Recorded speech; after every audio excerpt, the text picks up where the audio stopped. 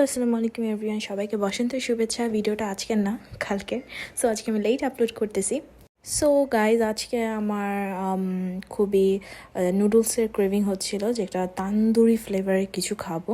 দেন হচ্ছে আমার বোনদেরও আসার প্ল্যান ছিল, ভাবলাম যে সবাই মিলে একসাথে খাই। দেন আমি পানি দিয়ে দিলাম, দেন নুডলসটাকে সিদ্ধ করার জন্য পানি দেওয়ার পরে দেন আমি নুডলসগুলো দিয়ে দিলাম। তো আজকে আমার এখানে অনেক সবজি আছে, আমি বলে দিই সবজিগুলো। অনেক সবজি বলতে আবার অনেক বেশি না, লাইক নর্মাল যে সবজিগুলো। এখানে আমার নুডলসটা এখানে অলরেডি হয়ে গেছে। দেন হচ্ছে এখন আমি তেল দিয়ে এখানে সামান্য পরিমাণে অয়েল দিয়ে দিলাম। দেন হচ্ছে আমি পেঁয়াজ দিব। পেঁয়াজের পরিমাণটা একটু বেশি নিয়েছি, কারণ আমার এভাবে খেতেই ভালো লাগে।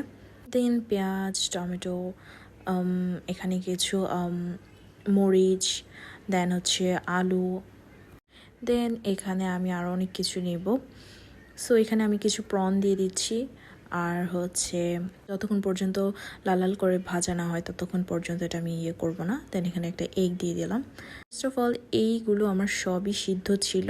এই যে ব্রোকলি দেখছেন, গাজর দেখছেন, ফুলকপি দেখছেন, এগুলো সবই সিদ্ধ করা, সিদ্ধ করে ডিপে রাখি। দেন এখানে একটু সস দিয়ে দিলাম। দেন দেখেন এগুলো সবগুলোর কালার খুবই সুন্দর আসতেছে। দেন এগুলো অনেকক্ষণ এটাকে স্ম্যাশ করতে হবে, দেন যতক্ষণ পর্যন্ত একটা তান্দুরি ফ্লেভার না আসে। দেন এখানে আমার এটা হয়ে যাওয়ার পর আমি নুডলসগুলো দিয়ে দিই।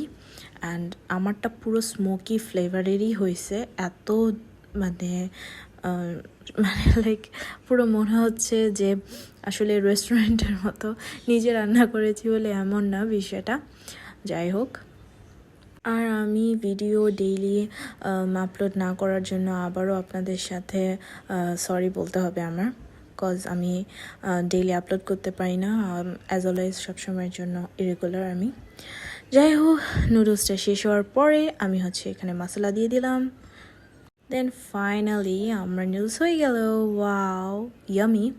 সো এখানে সবার জন্য অ্যারেঞ্জমেন্ট করতেছিলাম। তো আজকের ভিডিওটা এখানেই শেষ। আবার একটা নিউ ভিডিও নিয়ে সামনে দেখা হবে। সবাই ভালো থাকবেন, টাটা।